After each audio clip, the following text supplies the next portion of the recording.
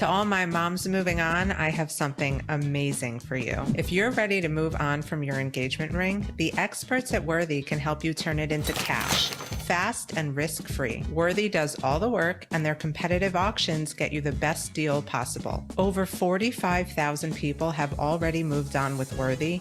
Are you ready to move on too? Visit worthy.com/moms to get an extra $100 when your jewelry sells for over $1,500. That's worthy.com/moms for a special bonus offer just for the Moms Moving On community. When you brought up this topic to me of long distance co-parenting, you know, people come to me with all sorts of questions, and I get these a lot. And I know that these are some of the most difficult and challenging divorce cases, is when you have people who either have to relocate and they want to relocate with a child, or they are in the military. And what does this look like? How does this affect the family? So I'm curious to hear from your experience what that was like. Yeah. So like I said, we were in Alaska, and, you know, my ex, he didn't have to let me go. He didn't have to let me move away. And unfortunately, this is a battle a lot of military families face, is, you know, and it's understandable. Service member wants to be by their kids. They don't want to let their spouse move back home.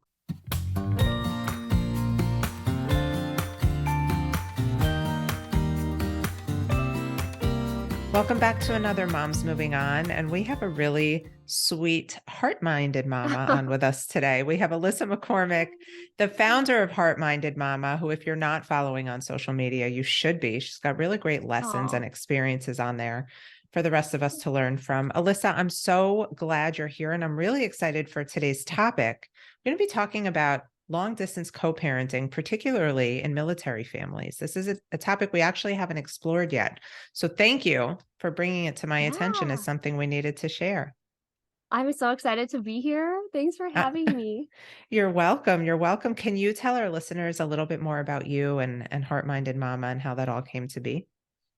For sure. So my name is Alyssa. Hi, everybody. I am 34. I am currently in the Chicago suburbs, back home. This is where I was born and raised. But when I started Heart-Minded Mama, I was actually living in Alaska at the time. It was during COVID. I was still married, and we were a military family. My ex-husband is active duty Air Force, and we were stationed there at J-Bear in Anchorage. And I had 2 little boys. They're the light of my life, and I was just bored during COVID, and TikTok was this new thing that came about. And I was like, what is this? Like, this is crazy. I had just been in the wormhole of having kids for the last couple of years, right? Like, I didn't know about what the cool kids were doing. So I got on there and I just started posting like mom humor stuff and educational stuff, because I am a teacher as well. So I have my bachelor's in early childhood education with an endorsement in preschool special ed. And then I also have my master's degree in reading, certified K-12 reading specialist. So I have all of that. I taught second grade for 5 years, and then I had my boys. So I was like, you know, I have some teacher knowledge I can share with moms while they're at home with their kids, right? Like, they're trying to homeschool, they don't know what to do. Like, let me give them some tips. So I just started sharing stuff, and it kind of took off. There really wasn't a space for parenting yet on TikTok at this time. There weren't these gentle parenting creators yet, right? Like, it really wasn't on there. So I was one of the first to get started. It was like me, Renee Reina, I think, Mom Room. It was Diary of an Honest Mom. Oh, I like, love we were Libby. kind of it. Yeah, Libby, like it was just kind of us, and we were just kind of posting, and then more and more moms came on. But it kind of took off. At the time, I was once upon a mama, and I was just posting about like consent, and I'm really big on that. And that's stuff I learned in my early childhood programs. Like, we all knew, you know, you talk to kids about what you're doing before you do it, all that stuff. Well, I carried that over into my parenting. So I started sharing that, and other moms were like, wait, what is this? They're not teachers, right? Like, they don't know. So it took off, teaching about that, boundaries. And I thought, this is great. Like, this can be my side hustle. I'll just help moms while I'm home till I go back to the classroom. And then I got hit with a divorce, and I didn't see it coming. Good times. Yeah, good times. And I don't want to share too much, just because I know my boys will see all this someday, right? And I promised myself, like, until they're grown-ups, I'm not talking to them about what happened with me and their dad. I can totally respect that. Yeah, so I got surprised with the divorce, and I was like, okay, well, you know what? I know I'm not the only person going through this. And I'm going to share what's going on. I'm not going to lie about it. And maybe I can be a source of strength and help for other moms out there. So I've shared my journey. I changed my platform over to Heart-Minded Mama, which really went more with what the goal of being a heart-minded parent is. It's a way of life. It's a movement of being a caring, intuitive, emotionally intelligent parent. And that's the root of what I am. It is based in authoritative parenting, right? And gentle parenting, but it's just with my spin on it, I guess, of being heart-minded and always having your kids' feelings at the forefront and how you can make them a better person and make them better than you were, right? Like that's kind of the goal of parenting. Well, I mean, those are the magic words for me, is keeping the children at the center of a divorce, not in the Yes. middle, as you know. And when you brought Yes. up this topic to me of long distance co-parenting, people come to me with all sorts of questions, and I get these a lot. And I know that these are some of the most difficult and challenging um, divorce cases, is when you have people who either have to relocate and they want to relocate with a child, or they are in the military. And what does this look like? How does this affect the family? So I'm curious to hear Yeah. from your experience what that was like. Yeah. So, like I said, we were in Alaska, and, my ex, he didn't have to let me go. He didn't have to let me move away. And unfortunately, this is a battle a lot of military families face is, and it's understandable. Service member wants to be by their kids. They don't want to let their spouse move back home because most of us aren't from where we're stationed, right? So Mm-hmm. we want to go back home because our families are there. We need the support. We got to go. Maybe a lot of parents have to go back to school when they get divorced. I was lucky in that all that was done for me already. I had already finished it. So my ex let me go back to Chicago with the boys. He didn't have to do that. He could have fought to keep me there and I would have had to stay because Right. what's best for the kids is to have both parents around. Right. But he's from here too. So his family's here.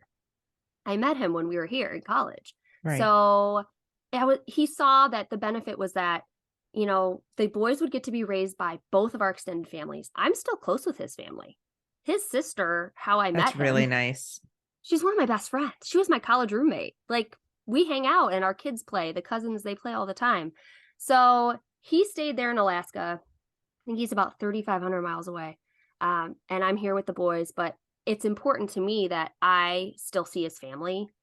I talk with his family. I send them pictures of the boys. We're all friends on Facebook. I'm constantly trying to keep, family together for them. And then we have a set of, I don't want to say rules, but like guidelines that him and I follow to make sure that he's still in the boys' lives. Yeah. So what does And that look like?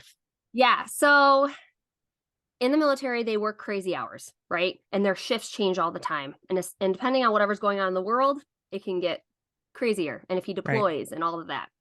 So every night they play, they do like FaceTime and they do the Together app. And I'm not sponsored by them at all. But free shout out for them. It's called Together and it's a game, it's an app where they go on and they can play games while they see each other. So they're like FaceTiming and Oh, playing how games at the same cool. time. Because my boys are 6 and 3. If you get them on FaceTime and you're like, hey, how's your day? Fine. Yeah. What'd What'd you you do? do today? Nothing. I don't know. I don't know. Yeah. Yeah. What happened And at like, school? I don't remember. I don't know exactly. So, my ex was trying to talk with them and they don't want to talk. And yeah, I fill him in on their day every day, pretty much. I send pictures every day, but like he doesn't want to talk to me. He wants to talk to them. Right. So we do the Together app every day. Like that's non-negotiable since we left. And so it's cool because there's books on there too. So digital books. So he'll read to them and they're following along on the screen. They see him and that really builds that relationship because it's hard to do that when your kids are little and dad's so far away. Yeah, Right. absolutely. So And so because of the setup that you guys have where you are in Chicago with the boys full time, does your parenting plan allow for dad to visit or spend time with him with the boys whenever he is in town? How does that look for you yeah. guys? So it's really important for the non-military parent to be flexible because you Hmm. have to be. And if they're a military family, they know that. They're already used to being flexible. So in the parenting plan, we had to be very broad and just say like, whenever he is able to take leave, which is like their time off in the military, whenever Hmm. they're able to take leave, you got to be flexible. He is allowed to come at any time. Does he give me notice? yeah, but it's only like a couple weeks notice because that's all he can give me because it has to go up Right. to the commanders, right? And they all have to approve it. And depending on if we go to war or whatever, I mean, that makes it even harder for him to get here. So yeah, Right. the parenting plan is very flexible right now. And we have to go back and edit it now that it's been a couple years and they're getting older. Right now he has them for 3 weeks over the summer, and it can either be consecutive or it can be spread out. He can come at any time during the school year, and I just have to be flexible and be like, yeah, like come on over. That's great. Or and then we switch off the major holidays, which for us are Thanksgiving, Christmas, New Year's, Easter. So we switch off every year if he can do it. There's been a couple Mhm. times where he's like, I can't come out for Easter even if it's my year. I'm like, all right, I'll take him. Like, It's cool. amazing that you guys are at that level where you can communicate. And I do think, yes, while it's best for the children to have access to both parents, your your son's father made a really like child-centered decision and said, okay, what's going to be the best for my kids? It's best that they're around family and in a place that they're comfortable. And I love that. But we're adults. We understand all of that. How do your children process this and dad not being around? So my oldest is in first grade. And so he's about 6.5 right now. And it was hard for him because he grew up with dad in the house, right? He has memories of living with dad. My 3-year-old doesn't. He was a baby when we left Right. Alaska. Right. So So this is kind of like normal. yeah, he's used to this now. He just knows daddy doesn't live with us. My first grader had a hard time. He was really close with dad. He was daddy's little guy. And so I just kept telling him that I tried to stay positive, but I don't want to dismiss his worry and his sadness either, So right? hard to find the balance between the It's two. I feel so you. hard. And I guess I'm a child of divorce as well. Right. And so I think that's been a superpower in all this is I totally know how they feel. Right. So I've said to them, or I said to him, really my That oldest, is such a superpower. I love how right? you frame that. Yes. Like, how It lucky is. are we to be children of Right. divorce? I mean, thanks, My mom and childhood dad. trauma. My childhood Yes. trauma. Love Yeah. it. So, with my oldest, I just told him, I know you miss daddy and you're going to miss daddy every day, just like how I missed Nana. I was actually raised by my dad. My mom left us. And so Oh, yeah, that's a whole, that's a that whole might nother need to be podcast, another podcast. girlfriend. Yes. Okay. I was like, girl, that's another podcast thing. So, I mean, I'm happy to talk about that as well and how that plays into this, but I just told him, I know you're going to miss daddy. Daddy misses you. He loves you so much, but daddy works for the United States Air Force and he has to live where they tell him to live. And he is trying to move closer. There's a new program. I don't know if you've heard about this for divorced parents that have a custody, either physical or legal, of their kids. You can apply to move closer to your kids. It's new. I It just love came to out. hear that. Yeah. So My I co-parenting know. heart. I love that. How wonderful. If you I didn't know. know So this, he's people, now applying. you know. This is great Now stuff. you know. You'd think I'd know the name of the program, but I don't remember. Sorry. Military has never been my thing. It's It's his okay. thing. But yeah, so he's applying for that program now to try to move closer. He's 3,500 miles away. So even if he's Right. like a 16-hour drive away, it's closer. We just want him down here to be by the boys. So I just kept telling him, Daddy's trying to move closer to you. He loves you so much. How lucky you get to talk to him every day. And he's like, but I want Daddy to live here in our house. And I'm not gonna lie, like those were the moments that I kind of had to like turn my head and like cry for a second. Of And it's course. not that I don't want him to see me sad, but I need to be like the strength for him. So I kind You of like know, wipe the tears and be like, there's that's a good thing you bring up because there's two camps, two sides to that. There are people who say, "Oh, your kids should see you cry and should see you yep, vulnerable." And I agree to a certain extent. I think if you're crying and aligning with them on the thing that's really hard for them, it's almost like now they're acknowledging, yes, this is so hard. And if mommy can't do it, neither can I. So I yeah, think you handle it the right way. I really do. thanks. It's there again, hard line. I don't know where to fall. It's so hard. So Everything is so hard. it's so hard. And I'm like, am I ruining them? Like with everything? Is this You're so so not. I just kind of like look away and he knows I'm still crying. I mean, my face turns red and all, and I just say, like, I'm sad too, and Yeah. I don't get into the marriage part of it. Like, I don't say, daddy and I tried for a long time. And no, like, he's 6. He doesn't even understand marriage. So I just say, I was basic about it. And I said, Daddy and I used to be married. and we're not going to be married anymore. Do you remember what that word's called? And he's like, divorce. And I'm like, right. So we got divorced, but we still love you and we're still going to be here in your everyday life. Daddy comes to see you as much as he can. We're just not married anymore. And unfortunately, that means we can't live together anymore. And I'm it's nodding. hard. I'm nodding so hard for Yeah. everybody who can't see my face.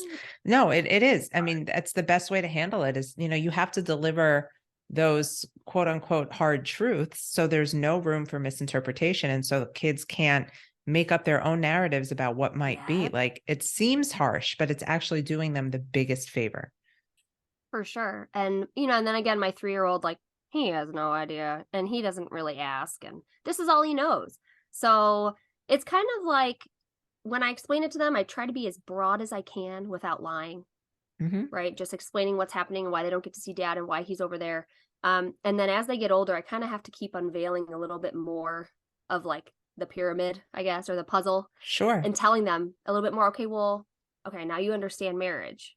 Okay, so now I have to explain to you like that daddy and I couldn't make things work together. We weren't happy, but they're not ready for that yet, but it's coming. Like I can tell my first grader, he's starting to ask a little bit more questions like, well, why? And I'm like, okay, well, why aren't we living together? Well, I can't really get into that yet, but soon. So it's just trying to find like the best amount of information to give them without telling them too much because I don't want them to carry that with them. Yeah, but It's I do heavy. think that it is, but I feel like you can share heavy things with kids with what if you're giving them like the tools to cope, right? So Yes. my daughter started asking more questions as she started to notice, like by the time she was in first grade, I'll never forget one day she came home and she was like, "Did you know that there are 6 kids in my class that have a mommy's house and a daddy's house? And so has 2 mommy's houses." And I'm like, thank you, universe, for finally putting Yeah. this like in her path and normalizing. She was the only one for so long. And Yeah. then she started to ask questions, like why did so and so's parents get divorced? Like she was more focused Yeah. on them. And I'm like, well, why do you think mommy and daddy got divorced? And she had this like whole interpretation that was like spot on in her own first grade way. And so Right. I thought helping her understand that and giving her the example of like you can love somebody and also choose to not live a life with them was really important for her to hear. For sure. And he's about at that point.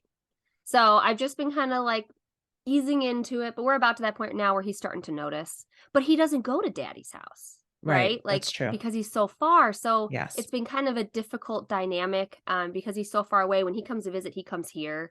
They're too little to like fly by themselves, of course. And it's a long flight. It's like 8 hours to get up there. And even when they're Um, 21, you don't want them on a flight without you. I mean, hello. Yeah, yeah. So he comes here and then they go to his mom's house and they spend the week there. So it's just tricky because he doesn't really have a daddy's house yet, but it's coming hopefully soon. Hopefully him and his new wife, he is remarried. Hopefully they'll be moving down here soonish, and then it'll be a more regular thing and he'll more understand that dynamic then. But um I love that. And I'm curious to see like how that goes for you guys, if that shift were to happen, what is it like for you guys to ease into co-parenting? But again, that's probably topic number 3 we have to discuss. But I want to know, for our listeners who are either facing divorce in this way, military divorce or long distance divorce, what are some top things you think moms should consider when they are planning to separate? and specifically a military family. Yes. So for some military families, it makes more sense to stay with the family member or with the service member and go where they go. Interesting. I actually have a friend that was a military wife, they divorced, and I kept telling her, "Girl, go home.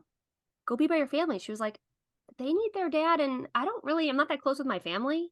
I think we're going to follow him." So they do. Every time he PCSs, permanent change of station, right? Like they move, Mhm. he and the kids go and it works for them and it's great. So I think you need to consider what works best for you, for your kids. My ex knew that I would be miserable if I couldn't be by my family. And that's not good for the kids if I'm miserable Right. because then I can't be the best mom I can be. I'm very close with my family. The whole time I was a military wife, I complained about how much I hated it and how much I wanted to go home.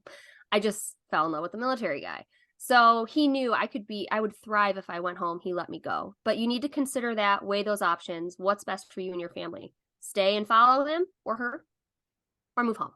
Mhm. Another thing to consider is, do you need to go back to school or not? A lot of military couples got married young, and a lot of the time they're right out of high school or maybe right out of college and then had kids right away. Well, now you have to go back to school while you have the kids all alone, or, we have military families have to work around the service member deploying, Right. going on a TDY. Like, they're gone for weeks at a time, months at a time, sometimes a year.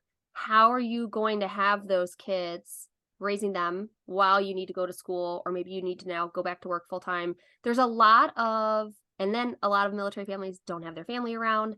So there's a lot of moving parts that are Yes. challenges and unique to military families that they have to work around. I guess I don't want to stress military people out when they're trying to think of, should I leave, should I not, or should we divorce or not? I don't want to stress you out, but you have additional challenges put on you that civilians don't, because your co-parent has to leave or they work crazy hours or whatever, and other people don't have to deal with that. So really think it through. Think through how your life will work. What support do you need? As much as, what's best for the kids is to have as much time with both parents as possible. Is that Yes. also best for you? Right. Because if you can't be your best you and raising these kids by yourself, that's not best for the kids, Amen, sister. Good for right? you. Yes. So, do I feel a little guilty that he let me go to Chicago? Yeah, I do. Because I'm like, man, they could be by their dad, but I'd be miserable. Right. But then there's the other side of that. Like you would feel guilty if you couldn't provide them with the experiences that other kids had, like holidays with families or cousins and Exactly. extended family, just being Exactly. around. We're always going You to feel got it. guilty as moms, Alyssa. That's how I Yeah. see it. And so we got to take like the least challenging road, right? Because they're all going to be a little Yeah. bit hard. It's all hard. So pick your hard, right? Isn't that Yeah. from like Grey's Anatomy or something? I don't know. Something really insightful and moving that I Yeah. probably cried Choose your watching. hard, because it's Choose all your hard. hard. It's all hard. And yeah. And so that's what's best. And I also didn't want them to keep moving around. Mhm. For some military families, they love that. Moving every couple years, new schools, new city. Cool. I did not love that, and I didn't want that for my kids. I know I sound like the most anti-military wife ever, but maybe that's why I'm You not one don't. anymore. You're speaking your Um, truth. You yeah, are. I wanted stability for them, and he did too. So he was like, "Go to Chicago, get a place. Kids will stay in one spot. They got their family. The only transient part of their life will be dad coming in and out, but he's Yeah. trying to be here more often, Yeah. and he is remarried now, so we're also navigating, the bonus parent stuff and how does that work, Hmm. and that's confusing for the boys. So Yeah. it's kind of I'll like bet. that's been hard. I mean, my 3-year-old, no idea, doesn't really understand that at all. But my 6-year-old had a harder time with it, and we don't push him, and we just tell him that, how mommy and daddy used to be married, when now daddy and her are married, and she loves you, and you can call her stepmom or your bonus mom, or you can just call her first name. And Right. he just calls her first name, and um he's very protective of me, and obviously we're really close. But that's just been a whole new thing to navigate, because I can see sometimes he's like, she's not part of our family, and I'm like, okay, like, we don't push that. Like, you in your own time. Yes. It's definitely That like you can't force something like that. And the less you try, the better off it all turns out. I've found kind of letting it happen naturally, especially Yeah, because, I'm sure there are feelings of like, well, I can't be around daddy, but this person gets to be, and yeah, that's hard in itself. But like you said, everything's hard. We choose our hard. everything's You hard. made this Yeah, hard topic seem a lot easier. Honestly, there's so much I don't understand because I'm not in this world, and this is yeah. not something I've ever had to deal with. But I know that it is a huge topic, and I'm so glad you were able to shed some light on it. Thank you. Yeah, and it's a hard topic that I think doesn't get a lot of coverage, because they're just, military parents, I don't know, they're just not really out there about it. And so I wanted to be helpful and supportive, and Another thing that's really helped my kids, I didn't want to bring it because it has his face on it, but they have things called daddy dolls or mommy dolls or deployment dolls. Have you heard of Oh, those? I have not. Okay, so that's another tip. And I actually had gotten a daddy dolls for my boys when their dad was deploying. But it's like probably like a foot long, and you take a picture of them in their uniform. And they also have non-uniform ones too if you want them in regular clothes. But it's like a little foot long doll of their parent with their uniform on, and then they can write whatever they want at the bottom, like "I love you so much," whatever. That's so And so sweet. when they're not with their parent, they sleep with it. And so each of my boys has a daddy doll, and that really helps to reinforce that, daddy loves you. He can't be here, but he loves you. And they get to cuddle with him. It's really cute. And so even like non-military parents, you can get those as well if you're at the other person's house, like if your kids are at dad's house and you want to have a mommy doll, you could have a little doll of yourself. And One of the things I always suggest to kids who are having a hard time transitioning between homes is having that thing, that reminder, whether it's a picture, a little knickknack, a bracelet, a stuffy, and that's a really great tip. You are very yeah, full of useful advice. Can you share with thanks. our listeners a little bit more about what you provide under Heart Minded Mama? Oh yeah, absolutely. Like what it's all about. Yeah. Yeah. So I do have ADHD.